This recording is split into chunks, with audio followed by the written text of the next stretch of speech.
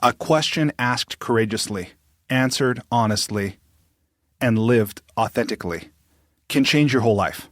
For me, that question was, how can I use what I have, what I love, and what I know to bless the lives of others? The School for Good Living and this podcast are one answer to that question. Hi, I'm Brian Miller. I know that the world can work for everyone, but that it won't until it works for you. I've created this to help you make the difference you were born to make. It's a series of conversations with thought leaders who are moving humanity forward. And in each episode, I explore their lives and the work they do. I also ask them to break down how they've gotten their books written, published, and read. This podcast is all about exploring the magic and mystery, and sometimes the misery, of the creative process. So if you have a mission, a message, and the motivation to share it, this podcast is for you. Welcome to the School for Good Living. Hello, my friends. Today, my guest is Nathalie Molina Niño. You ever meet somebody who has a totally different perspective on life and spend enough time with them to have some of that make a difference for you?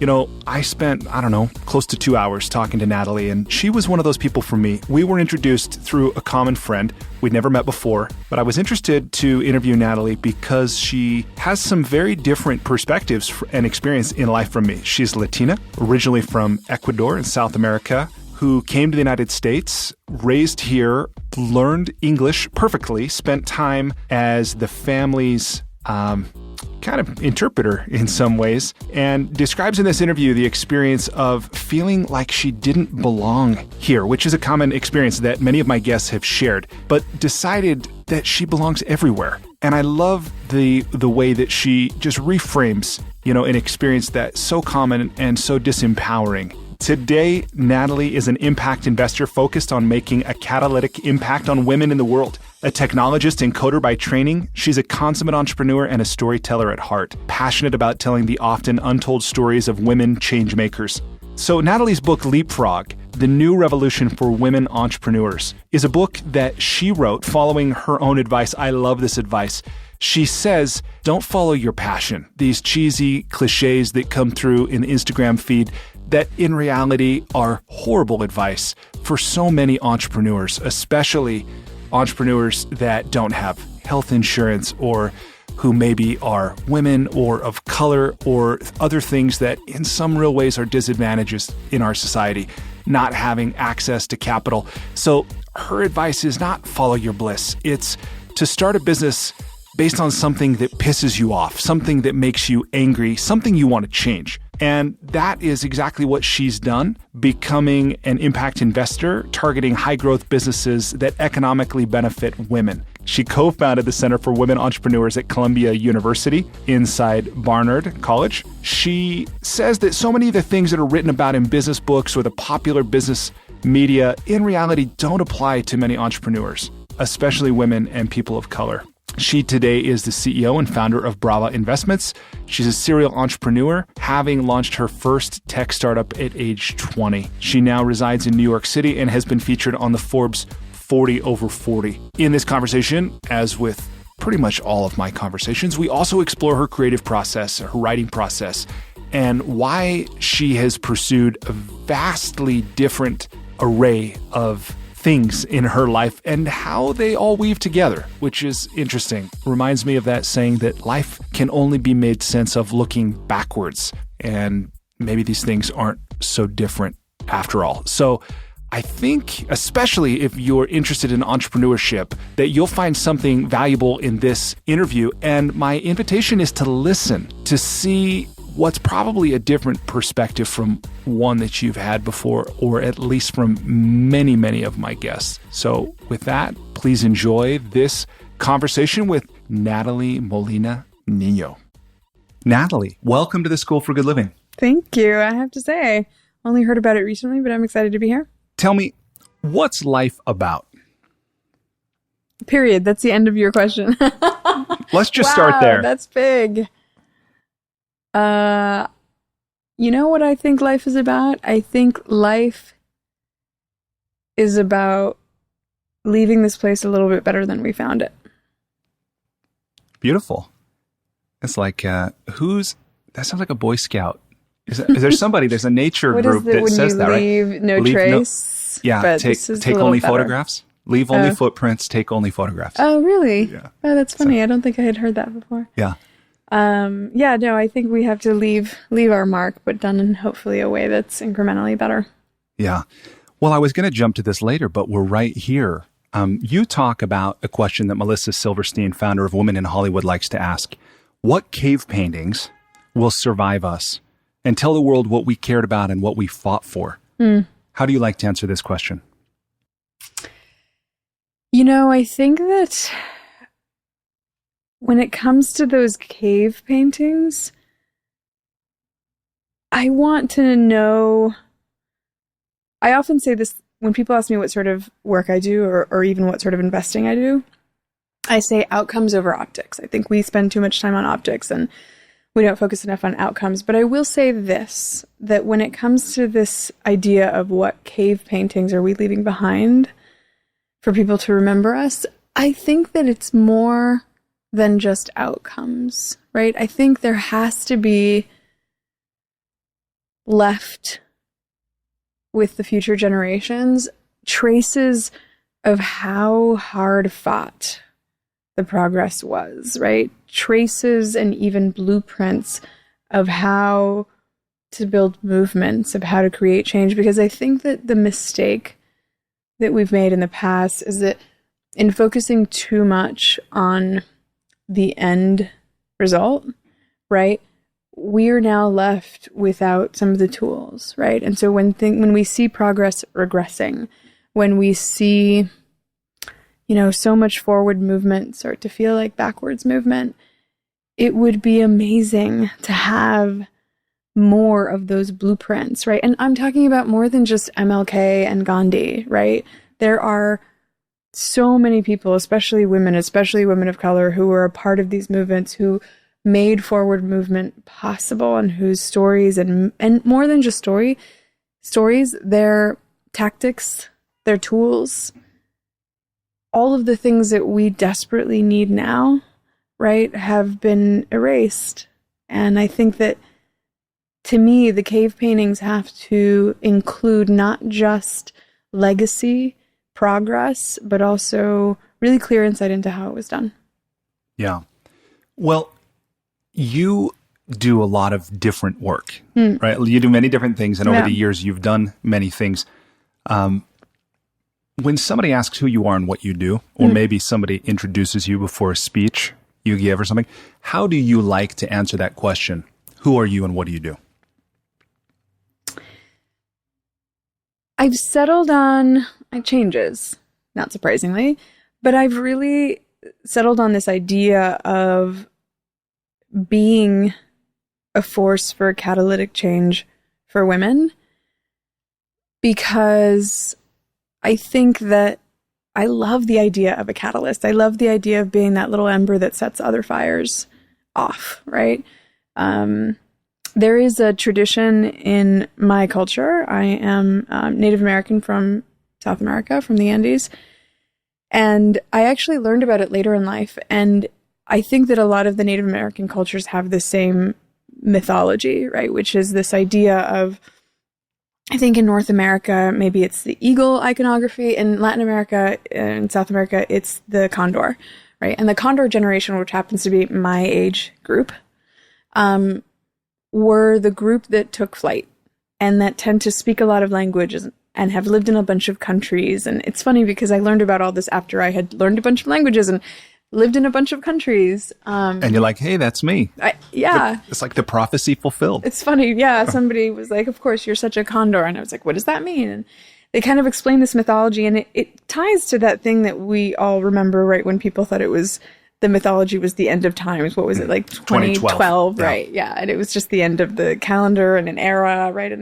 And but the condor generation was meant to be the generation that kind of laid the groundwork for what was to come. And so for me, this idea of being a catalyst is something I identify with deeply, because if there's any truth to the idea of our generation being that condor generation, that, you know, generation that took one for the team in some respects, right? Because as exciting and sexy as it might seem to learn languages and live all over the world, it's a lonely prospect, right? To do that. And it's probably pretty aimless if you're not doing it with something in mind. And for me, it has always been with the idea of being a kind of bridge, right? And even before I understood that about the culture, right? As a kid, I was the bridge. I was the perfectly English speaking kid in a family of immigrants who sometimes had to be the one that spoke on behalf of the family, or talked to the customer service agent, or, navigated forms in a language that was foreign to everybody else, but that I understood better, right? I mean, a lot of the times immigrant kids, that first generation, you have to be that bridge into the new culture. And so whether I intended for that to be the case or not, I was acting as a catalyst or as a bridge, from the moment I was born, I would say. So what I'm hearing and what you're sharing is that although this was a role that to some degree you inherited, that it's also one you've embraced. 100%. I think you have no choice, right? I joke that and people fall in these two camps often, I think, that when you are multicultural, you can fall under the paradigm of, I don't belong anywhere, right? Because I go, for example, to Ecuador, and my Ecuadorian family thinks I'm too, quote unquote, Americanized, right? And here I'm everybody's sort of token Latina friend. And so why do they say that, by the way? When they say you're too Americanized, what are they looking at when they say that? Oh, so many things. I'm too aggressive. I spout off feminist diatribes on a regular basis. I make altar boy jokes among the Catholics. I mean, there are many, many things that I do to stand out, and not intentionally, right? Yeah. And it's great that you have the choice of either saying, that means I belong nowhere, right? Or it means, and this is the choice that I made, I belong everywhere. Yeah. I have this cultural sort of agility to be able to fit in all these different places. And the same way that I grew up biculturally, that same muscle is the one that I exercise when I'm suddenly finding myself living in Mumbai or in Yokohama or in Madrid, right?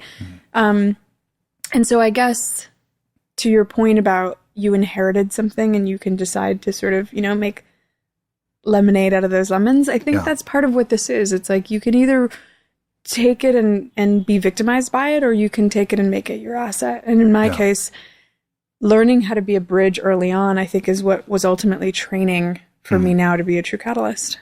Yeah.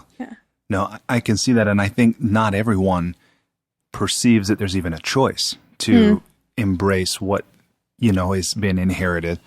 But this is something I hear a lot about people saying, I feel like an outsider. I feel like I don't belong. I feel like I haven't found my tribe, and I'm to the point that I'm starting to wonder if it's a universal human experience, regardless of culture or geography or time, it seems to be a very common experience. It's an uncomfortable place, but I feel like that's where change happens, right? I mean, I can't remember if it was an Einstein quote, but it was about how genius was defined. I'm not going to get the quote right, but the premise was that genius is defined by seeing the same thing that everybody sees, but seeing it differently, right? And I think that that's what the outsider's mindset is, right? You're forced to see things from a different perspective. And I think that that's where the goodness comes from. That's where innovation comes from. That's where progress and change comes from. It's not comfortable, but it's sort of what I think is needed to do the sort of big work that has to be done right now. And speaking of that big work that has to be done right now, your book, Leapfrog, I understand is a part of the way that you're engaging in that work. Yeah. Right. So in the complete title, Leapfrog, The New Revolution for Women Entrepreneurs. Yeah. Tell me, why did you write this book? Who did you write it for? And how did you want the world to be different because of it? So, I mean, there are a few different reasons. And I would say that the thing that probably motivated me throughout the whole process was I, like any entrepreneur, have consumed every business book out there, right? And what I realized is that as a woman of color, as an immigrant kid, and as, frankly, part of the, over 90% of American families that don't have, $5,000 in their bank accounts growing up, right? This idea that is so often doled out, or these ideas that are often, pushed out by business media, didn't apply to me. So that chapter about raising your friends and family around, like, what? Like, Yeah. who are these friends and family? You know, when you're growing up in LA among immigrant families, for example, there were so many things that I basically just kind of tossed, and I got used to reading business books and just become accustomed to the idea that 95% of the content was not for me. And then filtering sort of all of that and finding the thing that did actually apply and finding that nugget and saying, okay, and being satisfied with the idea that 5% of the content being pushed out there maybe was relevant to me and the rest was throwaway, right? And after decades of that, it I think became normalized. And I think that collectively it's become normalized. And I don't know, I think that, you know, when I left tech after 15 years deep in the world of tech, pretty burnt out, deciding I wanted to pay it forward. And I co-founded the Center for Women Entrepreneurs at Columbia University that sits inside of Barnard, the women's college, mainly because I wanted to pay it forward. I wanted to have the next generation of women entrepreneurs to have it a little easier than I had it. And in getting to know their stories and in sort of relating to how that new generation is coming up, I started to see that the same experiences were just being replicated again and again. And it was in watching and almost seeing myself in them that it hit me that that's not okay. What were some of the experiences that you see? Or what are they? Yeah, you know, obviously lack of access to capital. One of my favorite stories that I don't know if I mentioned in the book, but I definitely include her in the book, is Catherine Minshew from The Muse, who went through Y Combinator and went through an inordinately painful process to raise her first seed round. And one of the many, many stories sort of from that experience was a time when she was in the typical meeting with the 12 angry men, you know, pitching her company, and they got to the Q&A part of her pitch, and they started to ask her questions. And one guy raised his hand and said to the two female founders, have you considered adding a male founder to add some legitimacy to your venture? Wow. And it was like, this is not 20 years ago. This is a couple years ago. And not only was he fully confident that that was an acceptable question to ask, but not a single one of his colleagues elbowed him and said, dude, what are you just saying? What did you just say? Yeah. Right? It was just totally fine. And in seeing how normalized that was, you know, she did the only thing that she could do in that situation, which is say, thank you for your input. Next question, right? Like, what are you going to do? You're not in a position of power there. But she's thankfully gone out, you know, and publicly talked about these stories. And so I just realized that we had been putting up with the scraps for too long. And I wanted to write a book where this business of 5% of it maybe is relevant to you is not the case anymore, right? And then when I started to look at the numbers, when I realized that women were starting more companies than men, that 8 out of every 10 of those companies started by women or started by a woman of color, I started to realize, holy shit, like, we're the majority. 95% of books should be relative and, you know, relevant to our experience because we actually represent the majority of the innovation and sort of the new entrepreneurial activity in this country. And instead, we're still putting up with the scraps. Yeah. It's sounding to me like mainstream, like media. I mean, if you look at film and television, that so much of it is this hetero, male, white, you know, kind of. And that's no surprise. Not at all representative of who's buying all the theater tickets. Right. Yeah. Yeah. So this is not, it's not particularly surprising to me, but it is the first time that I'm really becoming aware that, oh, hey, that phenomenon is happening in business writing, you know, entrepreneurship discussions as well. But here it is. And it's pervasive, right? I think about just today, I was scrolling through Instagram and I found no fewer than, I think, 3 or 4 of these follow your passion, follow your bliss, and everything will magically resolve itself. And women are getting fed these lines, you know, women who are struggling to pay their rent and don't have health insurance. And it's like, no, do not follow your bliss. Start a company that solves a problem. Yeah. Right. And then you're more likely to actually have that company succeed. You know, I joke and I'm like, what if your passion is ponies? What are you going to do? Start a company about pony? Like, you have children to feed, you have rent to pay, you have a family to support. Please throw away the follow your bliss and everything will magically resolve itself. That's for people with trust funds. And the majority of American women do not have that sort of a safety net. And we need to be giving them advice that's actually relevant to them and things that are real case studies, that don't hide the origin story that is actually about privilege and safety nets and all sorts of things that are totally fine, but just not representative of the majority's experience, right? Yeah. Well, that stat that you just said about, if I understood, eight of every 10 business being started. So most businesses in the U.S. are being started by women. By women. And 8 out of every 10 of those is started by a woman of color. I had no idea. That's amazing. And it's funny because even in the nonprofit sector, right, which I often take issue with, you hear and watch this sort of narrative of like, we're going to empower these Black and brown women and we're going to teach them to be entrepreneurial and we're going to give them the tool. And it's like, well, hang on a second.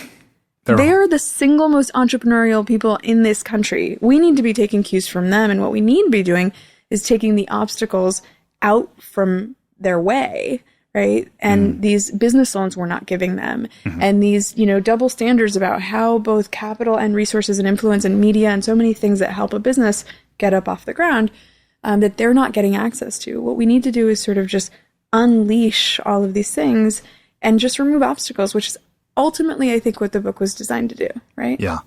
Well, and the title, tell me, what does Leapfrog mean to you? It's very personal, even though it's a term that, is deeply entrenched in the tech world.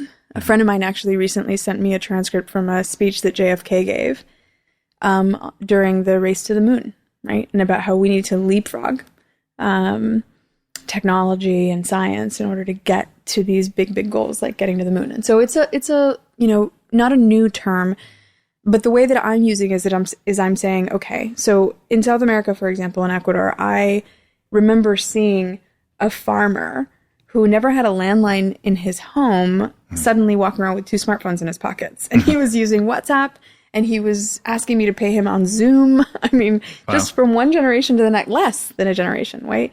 From no landline to 2 smartphones.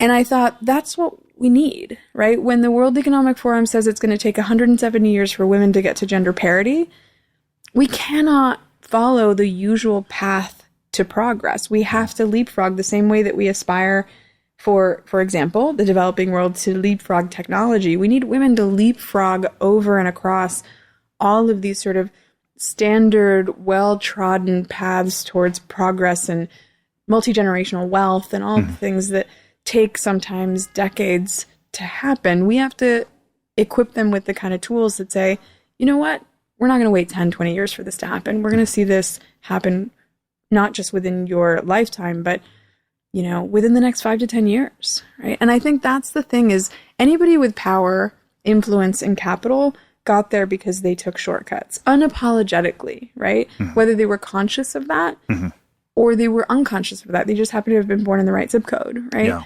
And I think that there's no shame in taking shortcuts, right? Everyone who has made any progress has done it. And I think that there's work to be done there, both on the part of we who support people in progressing and in creating sort of just societies, but there's also work to be done within our own communities of color. So for me, one of the things that I observed is that in naming the book, I wasn't able to use the word shortcut as much as like I hang my head on it a lot. And it was because we tested the word, and it turns out that the word tests really poorly around my target audience, which is mainly women, entrepreneurial women, and especially women of color. And it turns out that the word that they most equate with the word shortcut was cheating, which was really disappointing to me, right? Because it tells me that we have this collective trauma, that we're so concerned with being mistaken for the affirmative action candidate or the token this, or, you only got there because of the color of your skin or your last name or whatever else, and not being deserving of the things that we fight and work so hard for, that we are so adamant about following the rules exactly to the T, Yeah. that we don't want to be accused of skipping steps, of cheating. Yeah. And we forget how ubiquitous shortcuts are and how important they are to anyone's success. Yeah. Right. And so somehow we've gotten these two things, we've conflated them. And so that's a really big part of not just the work of the book, but I would say my work in general, which is that we need to unapologetically embrace the shortcut and take a cue from those people who have taken them before us, right? Yeah. And I'm not going to malign people with trust funds. I'm going to take note of how they succeeded and make sure that the people who don't have access to those blueprints get them, right? Yeah. Well, and that seems to be exactly what the book is, right? 50 Hacks. 50 hacks that you've... Shortcuts, really. Shortcuts that you've collected from your own experience. Yeah. Over decades of being an entrepreneur, and then a lifetime of learning, and putting them between two covers in the way that in the way that you have. Tell me, and telling the story of 63 other people who did it too, because I kind of don't want people to just take my word for it, right? I want people to see models that they can copy and replicate and be inspired by, right? Yeah, and that's part of, for me, what makes the book very readable is that it is both your voice as kind of a narrator. That might not be the best term for it, but you're a guide through the book, and then you're showing us the examples of a wide variety of people who've applied, these principles that you're pointing to in the book. Tell me, how did you decide how to structure the book? Like, why are they in the order they're in? How did you decide what to include? And what did you leave out that now you wish you'd put in, or maybe it was a question at the time and you decided to leave out? Yeah. That last question's a tough one. So how, I'm going to start with, you said structure, Sequence. So the structure was actually a moment of genius on the part of my agent. So it's funny, and I want to say, if this was maybe 2015, maybe, I had been working with an agent who, I am the organizer of TEDx Barnard. We have had people like Barbara Corcoran and all sorts of amazing speakers. And she was a book agent in New York City from the Black Agency, which for those people who are creatives, they will recognize the Black Agency because they represented the woman who wrote The Artist's Way, for example. Oh, Julia Cameron. A book that I love. And also just the business of that book is interesting to me, right? I don't know that book is a household name, but among creatives... It's very well known. Yeah. You're not in the creative world without knowing that, right? And that's what I love. I love it when a book it knows its audience. It is perceived as a Bible among that audience. Yeah. Right? And it may have never made it to the New York Times bestseller list, or it may not made it to be a household name, but among the people for whom it was built, it's a tome, right? Yeah. And that's what I really wanted. And so they understood that sort of long tail of books, and I really wanted that for this book. And so Joy Twyla is my agent, and she she is the one who encouraged me to even think about writing a book. And she said to me, when she finally saw the sort of end result of, much, much work between me and my co-writer, she said, the content's fine. Structurally, though, this will be confused with a whole lot of other books that will be perceived as women's empowerment or, just too similar to a number of things that she had seen sold in that last year that weren't even on shelves yet. And she said, you're going to have to differentiate this book. And I think that one way to do that is by structure.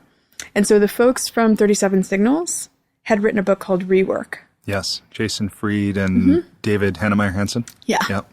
Yeah. I am an old coder. So I knew them from like my geek, days. And she mentioned them to me, and I was like, I know exactly who they are. And then she mentioned the book, and I didn't know the book. She sent it to me. I remember the day that I opened it up, and I was like, this is it. If this is the structure she wants me to use, first of all, I don't care about structure. As long as the content is there and I'm true, and authentic in what I'm communicating, structures are relevant. And if she says that this is a structure that will sell, I love it. Yeah. I love it because I'm thinking of my audience being busy working moms who have companies, the most demanding thing that you can do while you're a job, while you're a mom, especially. But it also gives you the flexibility. So many women leave corporate to be entrepreneurs where they're working twice as hard as they did in the corporate environment. Yeah. But they're doing it on their own schedule, on their own terms. And I thought, that woman is going to have a really hard time finding a long stretch of time to read a book. I love the idea that she could read a 3-page hack or a chapter, right? That it could be done out of order, that she could read, you know, from middle to end to back to the beginning, and that's fine. Yeah, and not only read it, but understand it, digest it, apply it. Totally. Immediately. Yeah, and so as soon as I saw that book, I was like, this is it. I love this. And if she's saying that this is going to give her a tool and make it easier for her to sell the book, even better. Sure. So it was really her, you know, and it was me just being open and realizing that what mattered to me is that the content be authentic, and I'm totally open to structuring it and shaping it however, you know, the marketers think is best. Yeah. Well, this is one thing I'm always curious about with books that have co-authors is how fully do you feel your voice came through in the final product, and how fully do you feel this book is an expression of your original intention? Yeah. First of all, let me just say Sarah Grace is a genius. She has worked on so many books as a ghostwriter. I imagine I probably can't name them because she's a ghostwriter. She has been. It was important to me that if we were going to be writing a book on this subject matter, that my co-writer and collaborator be named. And at the time, she hadn't ever been named, even though she has an amazing body of work. And that was really important to me. Why was that important to you? Because I would feel like a hypocrite writing a book to support women entrepreneurs and then not naming the woman that was going to help me shape the thing, right? And not giving her credit and not giving her sort of her due. Trying to live values whenever we can. Well, and that's a big deal, right? Because my understanding is the nature of things like royalties get shaped by whether somebody's a named author, whether it's a co-authorship, whether it's a whether it's just a ghostwriter, that kind of thing. So the font has to be a certain percentage size and all these different, In fairness, this was my book, and I pushed the woman who was so helpful in writing the proposal and shaping it. And so in a way, Sarah sort of came after in the business negotiations, but not in my mind. Like Sarah was an essential part of this book from the beginning. And so as the book deal came together, I then added her into my contract with her, right? And then it was my mechanics to say, we're going to share some of the royalties. But the book and the, everything related to the agent, the negotiation with Random House, it was all with me. And then I brought her in. Every single step of the way, I brought her in, right? Because I knew that I couldn't do this without her. I had just launched my last company. Only an insane person decides to write a book when they're also launching a company, but I am obviously an insane person. But I'm an insane person who knows how to ask for help. And Sarah was so critical to that. I love the work that she's done in the past. But in terms of my voice, what Sarah did is she attended a bunch of my talks. And we're friends. We've known each other for years. But in the process of putting this project together, she attended talks. She even came to a summer camp that I have. Every summer I teach high school girls between their rising juniors and rising seniors. And we have a summer camp that I built, which was basically the summer camp that I wish that I had gone to when I was a kid. Wow. She came and she watched me teach. And you do it every year? Every summer. That's amazing. Yeah, we're about to do our 8th. And girls come from all over the world. And she watched me. So she watched me in the classroom. She watched me give speeches. She was such a student of my voice, and she delivered so far above that. What ended up happening at the very tail end of this process is that she captured my voice, my speaking voice, so well that I thought it was too folksy and too, my writing voice is a little different than my speaking voice. Right. You're a little more casual when you're speaking. And then when I myself am writing my words and putting them on the page, I'm going to tighten it up a little, right? Yeah, a little more formal. Totally. Yeah. And so what was funny is that the end result, maybe not the end result, the almost end result, was a book that was entirely in my spoken voice. And I was like, okay, that's too much. That's interesting. So I ended up spending a whole editing process just kind of reining in what ended up being my own voice, but just tightening it up, right? Because she captured it so well, but what she captured was my spoken voice. Wow. So there's no question in my mind. I mean, we collaborated a ton. She's a brilliant business person, and so she had all sorts of ideas that she contributed. Even a couple of the people that are in the book are actually her people. because we needed examples of somebody who would illustrate this point really well. And while the vast majority of them are all my people, my friends, my colleagues, there were a couple where we struggled to find the perfect example. And she was like, I know somebody. And, Wow. But for the most part, it was definitely very true to my original vision, my experiences. There was a time where she pushed back on one thing, and it was, I cannot remember what chapter it is, but she did it for good reason. And it was a time when, after a series of edits and after a series of reviews, a moment where we, when you're speaking a book, which is what we did, 2 hours a day for 7 months, we recorded those voice conversations and then we transcribed them, and then she somehow architected that into a book. Which is why I say Sarah's a genius. But one of the things that happened a lot is that because she and I are so aligned, I would just say, et cetera, sometimes, knowing that she would fill the blanks, right? And do it well. And there was one time where the filling of the blank was the idea of places where you can find resources. And it was like your local Better Business Bureau, your SBA, your local, church, why, blah, blah, blah, blah, blah. And church ended up I said, et cetera, and church ended up being what got put in. And when, after a number of different reviews, I think the copy edit, maybe even the legal review, it came back to me and I noticed and saw, right, where some of those blanks had been filled. And I noticed that the spot where I might have said place of worship was actually filled by the word church. And I immediately called it out and I was like, Sarah, why did we choose church? There were a lot of different things we could have chosen. Why would we pick Christianity as the default? And she said immediately, she goes, you're totally right. Nobody caught that. It should have said place of worship. And I said, well, but a number of people reviewed it and nobody raised a flag. Nobody thought it was problematic. I that's interesting to me. And she was like, listen, I get it. I understand your point. It should have been place of worship. And I was like, no. It was like this itch I couldn't scratch. I was like, the fact that no one found that problematic talks about that universality, right, of one paradigm. And I thought, what if we just do the exact same thing that you and everyone else had no problem with, right? We pick one, but we just pick a different one. What if we pick synagogue? Yeah. Or what if at a time in a country where we have a Muslim ban, what if we pick mosque, right? And Sarah, I think, rightly pushed back and said, I get what you're doing here. Yeah.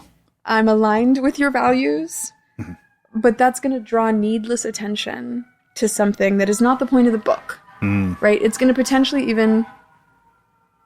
How do you feel about the sirens? I'm fine. Yeah. I'm fine.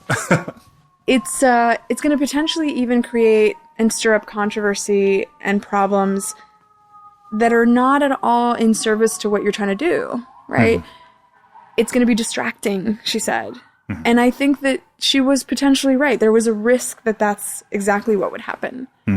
But I also feel like living in a country with a political climate like this one, these are tiny little battles. And if it ended up creating controversy, if I ended up having to deal with some sort of an aftermath, that's a small price to pay for a woman who was raised Catholic in a predominantly Christian society that has decided to ban Muslims, right? Like, my price of a little bit of controversy and a little bit of heat is nothing compared to what a Muslim American family has to deal with today. Sure. Right? And so I thought this is a tiny, tiny gesture and a potentially meaningful one. No one had a problem with us picking one when it was church, so there shouldn't be a problem when we pick mosque. And so that was one moment where we had a little bit of tension, and I totally understand her reasoning for pushing back. But it was also the only moment where I exerted my veto power. Every other part of the process was fully collaborative. Interesting. And I would say that was a collaboration too. It was the only time where I think she really disagreed. And, and in the end, we that one time realized, okay, well, if a call needs to be made, then it needs to be Nathalie's call. And so I made it. Yeah. No, that's interesting. And hearing you share about that, I mean, to me, like, so many things come up just listening to you share your experience, including the magic of the creative process, where there often is a leader who has the idea for the project or has this concept of, how he or she wants the world to be different or contributed to, and you start off on this, but you've invited someone else in, and then to think about I would say generosity, and that might not be the right word, but of another person to spend 2 hours a day, speaking to understand, capture, organize another person's thoughts and collaborate, and then to, make them coherent. Yep. It's really a beautiful thing. And I think there is a way in which it is like magic, when it all comes together as Completely. it has. I mean, what we ended up doing was lumping, and there was a part where there was a time where there were 4 sections. There was a time when there were 6. We were trying to make sense of like what clumps make sense. And then we finally nailed down these 5 sections where it felt cohesive. It felt like these things all sort of aligned with each other. And then we had no names. And we struggled to figure out what these 5 sections get called. And there were so many people consulted, and it was really, really tough. And it was like down to the wire. And finally one day, as always happens, I think, with the creative process, in the shower. Yeah. It's amazing how water, right? Showers in particular, sometimes baths, sometimes swimming. But there's something there. Something there. I was in the shower one day and I said, I want whatever it is, the same way that I insisted that it come out as a paperback. Again, because I'm envisioning this busy woman that I want to read in small chunks, right? To be able to roll up this not precious thing and stick it in her diaper bag, and maybe it's going to get some poop on it, and that's not the end of the world. Everything will be fine, right? And I want it versus the shiny hardback, precious, like be careful sort of thing. I had said all along that I wanted it to be simple. I wanted these category headings to not feel heady, right? And then I really started to think of what are these like easy, simple, but also familiar expressions or maybe even figures of speech. And then I was like, ready, set, go, ready, set, go. That's it. It's ready, set, go. And then what I loved about the fact that we had 5 sections is that there was never a moment where I thought, well, how do we cram these 5 sections into 3? It was more of ready, set, go. And the whole point of the book is we don't stop where everyone else stops.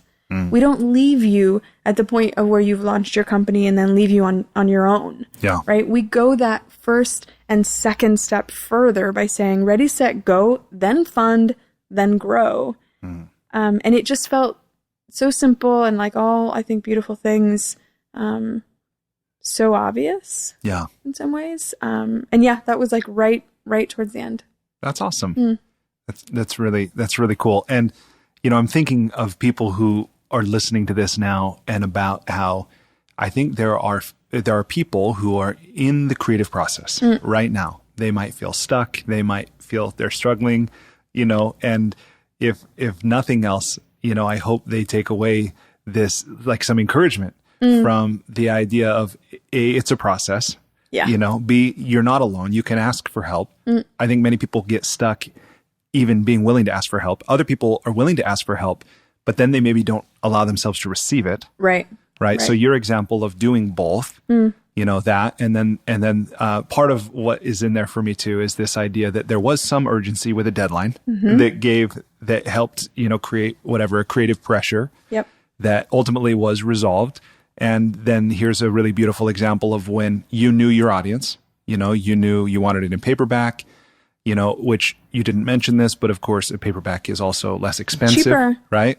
So I've gotten messages and it chokes me up. I had a woman send me an Instagram message saying, because I haven't really talked about this much and certainly hadn't, when I first launched it, and saying, the idea that this book is less than $20 is material for me and my family's budget.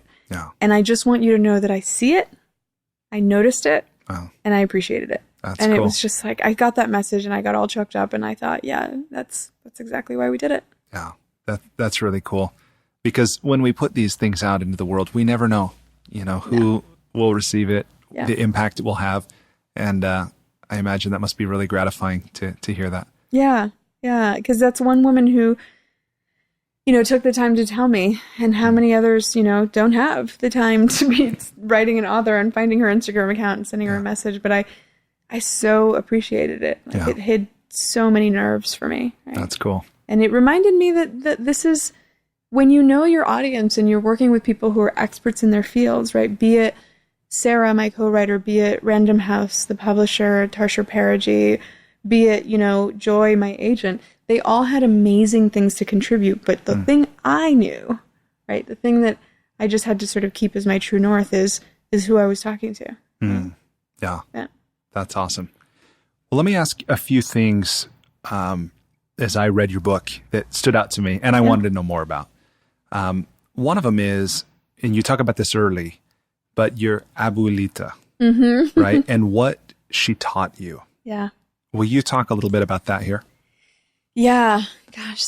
By the way, I realized there was one question I didn't answer, and that's what I left out. Yes. Thank you. And I would say, to segue into this question, abuelita stories. There were so many.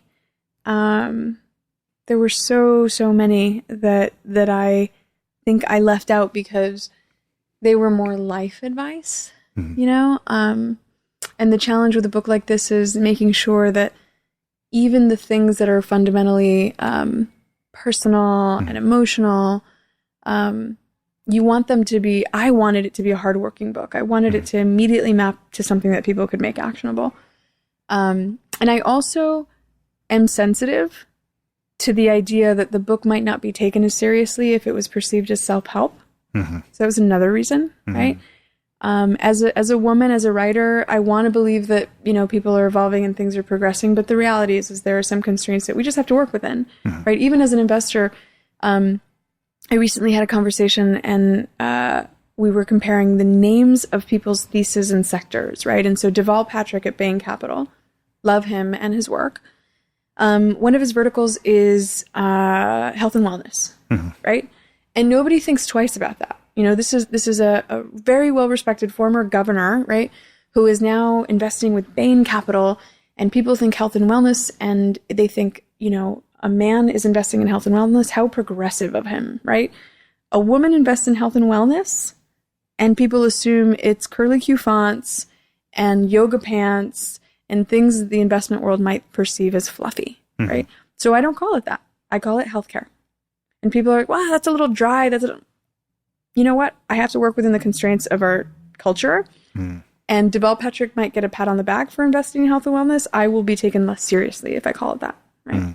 And so I think that there was some of that gave me pause, where there were stories about my grandmother that I really wanted to include. And I thought, I'm going to just include the ones that are directly relevant to something that I can make actionable in a business context, right? Which maybe my second or my third book will have a little more leeway there. But what I learned, to go back to your last question, is I learned a lot from my grandmother. And the story in the opening of the book is one that I've noticed that I've gotten so much feedback on. To your point, you never know how things are going to land. That story has landed with a lot of people in really meaningful ways. I have had women come up to me with tears in their eyes and say, this story reminds me of my grandmother's. And the story is essentially a story of a time that my grandmother, who worked 24/7, doing odd jobs, she was a seamstress in the sweatshops of Los Angeles, and she would bring her work home, or she would just do side hustle work, making wedding gowns and quinceañera dresses for the local community. And then she made beautiful things, and I was a little kid and I watched my grandmother make beautiful things. And one day I asked her to teach me to sew, and you would have thought that I had insulted her in some massive way, because she stopped everything she was doing and she looked at me and she said, yeah, I'm not going to teach you to sew. I'm never going to teach you to sew. And in fact, I don't even think that's the word she used. I think she said, you will never learn to sew. So it was like, not only am I not going to teach you, but it's kind of like, over my dead body. Wow. Are you going to learn to sew? Which again, I didn't understand. All I saw was good, honorable work and work with her hands. Yeah. And how old were you at this time? I was probably like 7 or 8. Pretty innocent question on my part. You see somebody making beautiful things, you say, can you teach me to do the same, right? But for my grandmother, it meant so much more than that. And she said, you will never learn to sew because you will never make a living using your hands, right? Because for her, having to work as a seamstress and having to work herself to the bone was a necessity. And, she was damned if I was going to have to do the same thing, right? And it was definitely my job to propel the family forward and to do what ultimately amounts to a leapfrog, right? Like, I was going to propel our family forward, and it was not going to be by having her hand down, her profession. I was going to skip steps, right? And I was going to end up in rooms that she would never dream of being in. Yeah. Right.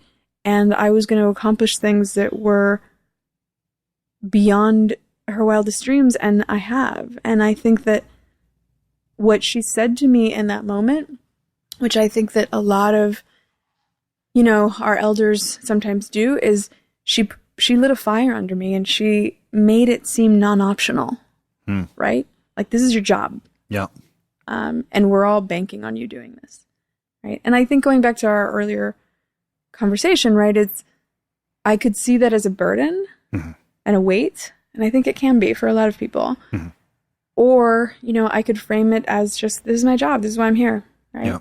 And I think I was fortunate enough to frame it that way because I saw the joy that comes from that sacrifice, right? Because my grandmother is what made all of our lives possible, right? And so she could have seen that as a burden. She could have seen that as a job, but instead she created a whole life, right? And all of our lives out of it. She wove something really beautiful out of that responsibility. Yeah.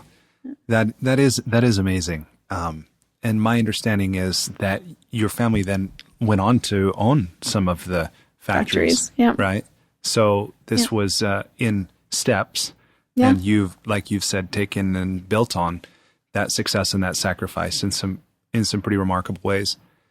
So one of the twists and turns of your life journey that your grandma might not have expected, you probably didn't expect, but ultimately you followed, was this decision to go study playwriting. Yeah, right? That's a very nice way of saying it. Most people thought I had fallen and bumped my head. So tell me, what was that decision about? It was a lot less crazy than it sounds, right? Because on paper, it sounds like the engineer who studied environmental engineering, who went into tech for 15 years, ran away with a theater circus and decided to go and do playwriting, right, at Columbia. All of those things are true. But the reason I did it is because I advise women and anyone really looking at what their path needs to look like to do this. And that was that I tried to look at the through line of all of the moments of success and happiness, and especially, professionally, sort of what was my superpower, and those are difficult conversations to have with oneself. Yeah, right? They can be, for sure. Totally, right? Because one of the things that I had to realize is that my superpower was not being an engineer. I pride myself in being a coder and being analytical, but you know what? The reality is I was constantly throughout my entire career surrounded by people who were better at it than I was, right? So then how did I thrive? Well, if you're not going to be an engineer, can't you at least be a doctor? Right. Or a lawyer. Yeah. These are the options when you're an immigrant kid. Yes. And so, they're not easy realizations or things to sort of be open to, right? Which is, okay, that thing that I so strongly identify, I'm kind of mediocre at it turns out, right? Okay, fine. Next, right? So what is the connecting thread? What is the thing that makes me happiest? And what are the moments fueled by when I've been successful? And I realized that in my case, it was storytelling. And I was that engineer when you were surrounded by engineers who could code from here to the moon, but couldn't present in front of 50 people.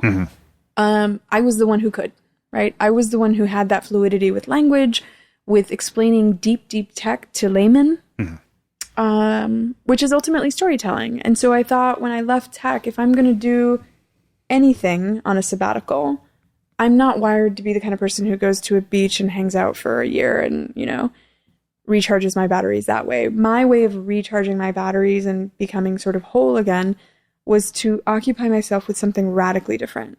And I thought, storytelling has always been my gift, but I was a halfway decent storyteller surrounded by mediocre storytellers, right? So I was kind of a big fish in a little pond, right? And so, among, engineers, I was a good storyteller, but plop me into the middle of a room with real storytellers, right? The best in the world. And I would very quickly realize my limitations. And so I thought, that's probably about the scariest thing that I could do, is just to parachute myself into a room with the best storytellers in the world. And so that's what I did. And thankfully, Columbia has a sense of humor and they let me in because they definitely had no academic reason to let me in. And next thing you know, I'm in the playwriting program at Columbia, and I'm studying alongside some of the best in the world. And in the summer of 2013, I find myself nominated by Columbia to be the playwright in residence at this thing that for people who are in the theater world, they might recognize, but for those in the business world, it's basically an incubator, right? Or an accelerator for the Great American Play, musical, film. And it's started by an organization called New York Stage and Film, and it's called Powerhouse. And it happens every summer upstate in Poughkeepsie at Vassar. They take over campus and they invite people to bring their unfinished works. And so that summer, Steve Martin and Edie Brickell were there working on their musical. And all these other amazing people were there. And then about halfway through my time there as the playwright in residence, this guy shows up who I don't recognize, who's super antisocial, who's not talking to anybody. He's in the corner with his headsets banging away at what seems to be something very urgent. He didn't talk to any of us. And it turns out, I found out later, it was because his cast was arriving in a few days. Wow. And he hadn't finished writing the first act yet. Oh. And so he was scrambling to, get something finished so that when the performers arrived, they had something to rehearse.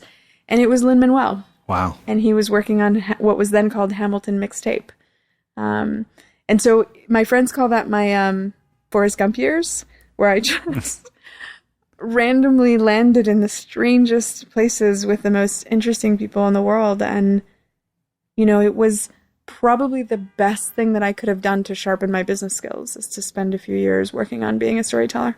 Yeah, that's really remarkable, because obviously you came back to the business world, but was that your intent when you went to study playwriting, or did you think you were following a different path entirely? That's a great question. I have to say, as a type A personality and as a Latina whose family need you to have a plan, never mind a 5-year plan, a multi-tiered 20-year plan is the minimum.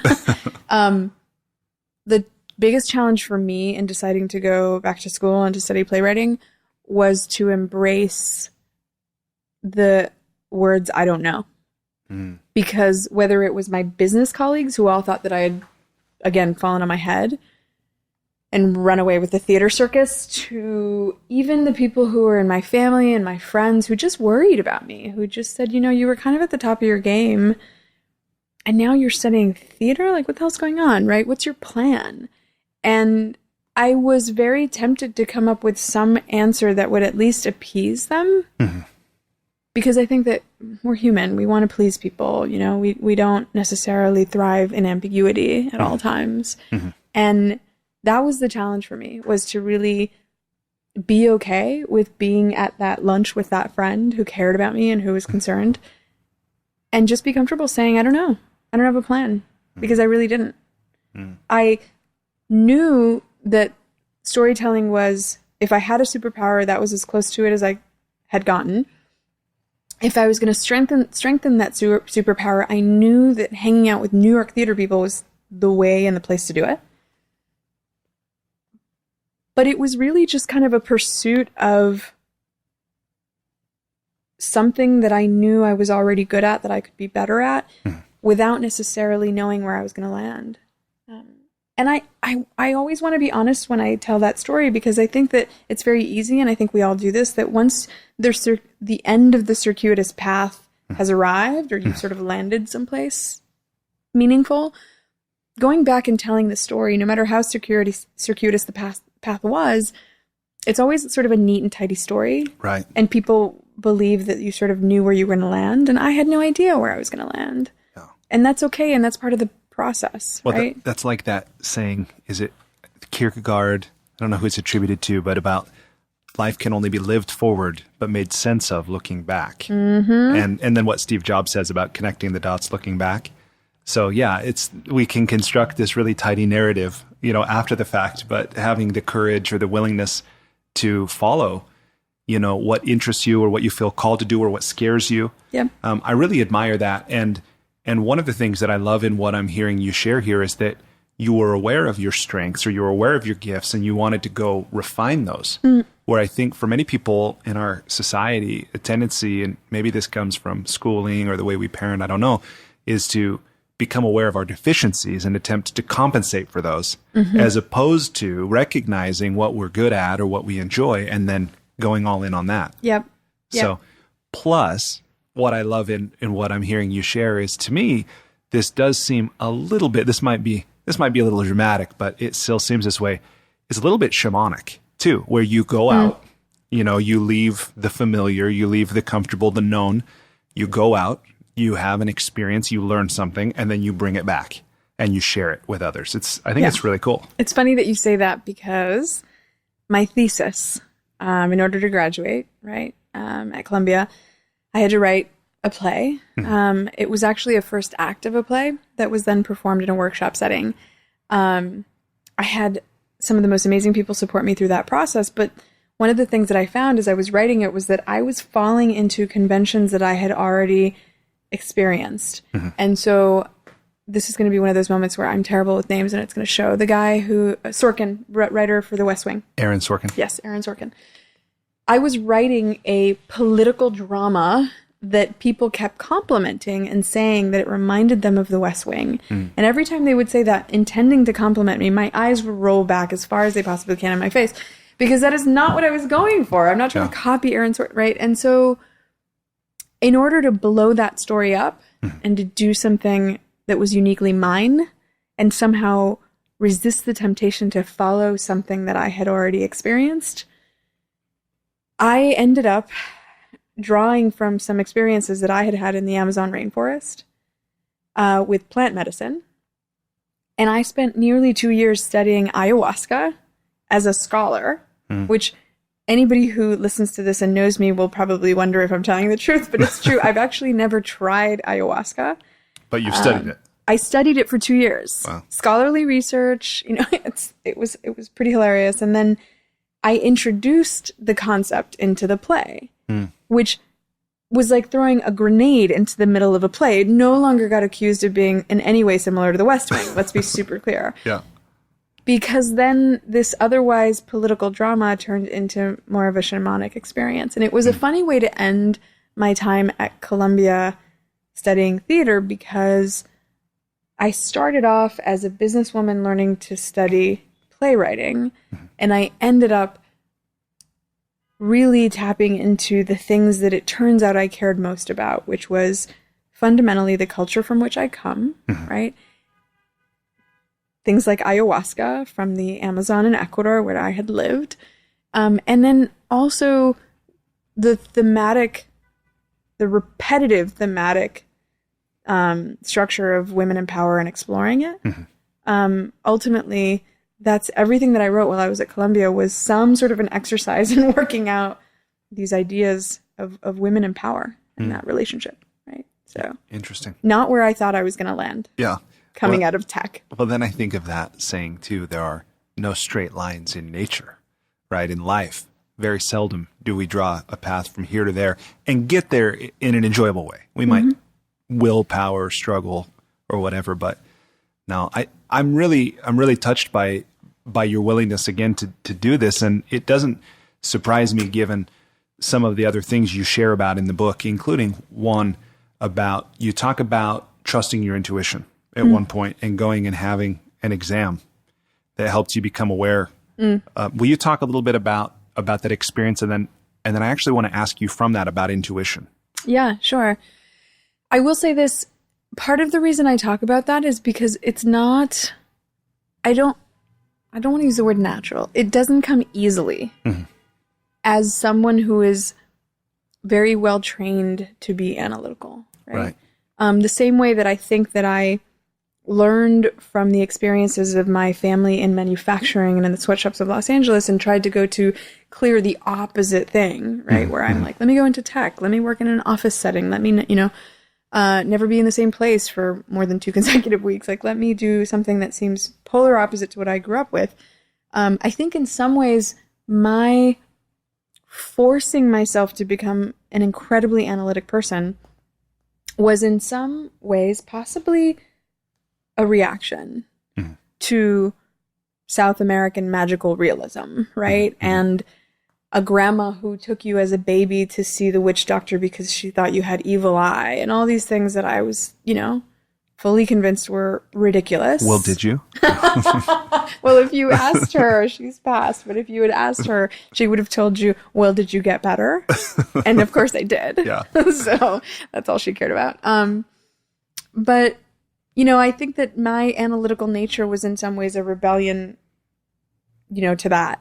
And so it's not easy. And it doesn't necessarily come easily for me to say, hey, follow your intuition, even though I think that is increasingly something that you hear. For me personally, it doesn't come easily. And so it was an interesting thing, to be 20 years old in Boulder, Colorado, having started my very first, tech company, having the pressure of both being in school and running a technology company in 1996 when, tech startups were just beginning to really be a thing as we know them now. And to find the really inconvenient piece of information, which was that I had cervical cancer, right? And to have a doctor tell me that I didn't need to have this exam because I had just had my annual a few months earlier and I wasn't due, right? It's very easy to be like, well, here's somebody coming from a place of authority. You're supposed to have these annual exams. I'm coming in like 6 months in. I'm not due. It was very easy to just sort of take no for an answer and be polite. And it was maybe, my first example of sort of advocating for myself and maybe also as much as I tried to wean my trust in my intuition out by being an analytical engineer, right? Those are the moments where you realize that the thing that you were raised around and to be, and maybe even just your nature, is strong enough that it somehow manages to overpower all the other tendencies. And I found myself pushing back and telling the doctor, I don't care that I'm not due for my annual exam. I need to have the exam again. And she did. And sure enough, I had cervical cancer. And so, that stubbornness ultimately saved me. And I go back to that story a lot, maybe not enough, because I do value these analytic qualities that have served me so well in my career. But it's telling the story of my grandmother in a business book, right? It's those sorts of things that ultimately allow me to maybe coexist with these two things, where you can benefit from all of the wonderful things that come from being analytical and being structured and being all the things that maybe the modern business world needs you to be, and yet also still be rooted in those things that are fundamentally very human, right? And in my case, very, very aligned with my culture. Yeah. And so, I never thought about it, and it's funny that you frame the question this way, but I guess that ultimately I wrote a business book that has a pretty healthy dose of little bits of intuition sprinkled throughout, and I don't know that I did that intentionally. I think that I did that as a way of just putting the human flavor in my story into things, and I don't know. That's how good you are. Well, I don't know that I realized that my story so many times, right, threaded into it is these stories of moments of intuition. Yeah. If you had asked me what's your experience with intuition, I would immediately rattle off stories of my mom and my grandmother and my aunties. I don't think that I would think of myself. What is intuition? What do you think it is? How do you describe it? So, God, it's so funny that you're bringing all these things up for me. Last year, my tia Nimva, my aunt, my great aunt, so she's the youngest sister of my grandmother's generation. She was diagnosed with cancer, and it was right around Thanksgiving. It was right after Thanksgiving. So maybe this was 2 years ago now. I had just spent the Thanksgiving break at my place in Ecuador in the Andes, locked up, working on like the final edits of my book. I left, and then like a few days after I left, I got the news that my aunt had gotten sick, and she had cancer, and it was thoroughly inconvenient for me to, a few days after having left Ecuador, even consider coming back. And what I was told is that she would have months, not years, that it had metastasized, that it was definitely a tough situation. There was still there was still hope, but, you know, I should definitely plan on coming home for the holidays. And so I set out to make plans to come back for the Christmas holiday. And then there was something in me somewhere that said, I don't want to see her sick. It's really inconvenient, but I feel like I need to go. And I stopped and dropped everything that I was doing. And literally, I don't know, a few days after I had just returned, I went back to Ecuador. And while I was there, she took a turn for the worse. And we ended up putting her into hospice.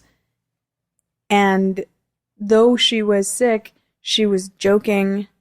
She was pleased to see me. She was my aunt. She was all the things that I knew my aunt to be. And I got to be there when nobody else was there because everybody else had planned on coming home for the holidays. We have family scattered all over the world. And, you know, especially for the family living here in the U.S., everybody was like, okay, Tia Ninfa's sick. We're all coming home for the holidays. And as a result, there weren't very many people there except for my family members who live and exist with her every day. And she didn't make it to Christmas. And there are a lot of people in my family that regret not following my lead. And all I can think of is that's what intuition is. It's that momentary battle for me. Maybe for some people it's not a battle. For me it is. For me it's, here's this really inconvenient thing that you maybe could do. I don't know why it popped into my head, but it's inconvenient. It is nonsensical. It is a little alarmist. Everybody's saying that she's going to be okay. And here you're acting like, whatever 3-fire alarm has been sounded. And there was even that concern that like the perception that people might think that she's sicker than she is. If you drop everything and go back, Nathalie, you're just creating concern for people, right? And then I started to whittle down. I'm like, okay, so the reasons I'm not doing this is because it's A, inconvenient, B, going to be perceived poorly by others, possibly. And basically all these things that I know to be BS. I'm going to not do something because it's inconvenient or because people are perceive it the wrong way. And I thought, none of those reasons are valid. And what I'm left with is just a sense that I should do this. And my aunt has been there for me in incredibly inconvenient times and has bent over backwards to be an amazing human and a support for me. The least that I could do is be a little inconvenienced to go and see her. And so I didn't know, I can't tell you that like I knew she wasn't going to last through Christmas. Like it was just, I needed to see her right away. Right. And I was the only family member who doesn't live in Ecuador who got to spend that last bit of time with her. And I think about those moments and, I guess that's how I would define intuition, is it's creating a pattern from, to your point, that moment where I thought that I needed to have my annual exam done early to that moment when I thought I needed to see my aunt for no, rational reason. It's those moments and it's remembering them. And I think it's maybe tying them together and trying to see what's similar about those moments. Right. Yeah. And I have to say, super grateful that you even brought this up because I think that exercise, it's easy to forget. And even to connect these things. I wouldn't have connected those things today or, I haven't before. Yeah. Well, and I think there's a lot of people listening. I mean, first of all, I think there's a lot in life we don't understand, right? And there's a lot that as much as our society has been blessed by our tendency toward materialism, empiricism, being mechanistic able to thinking.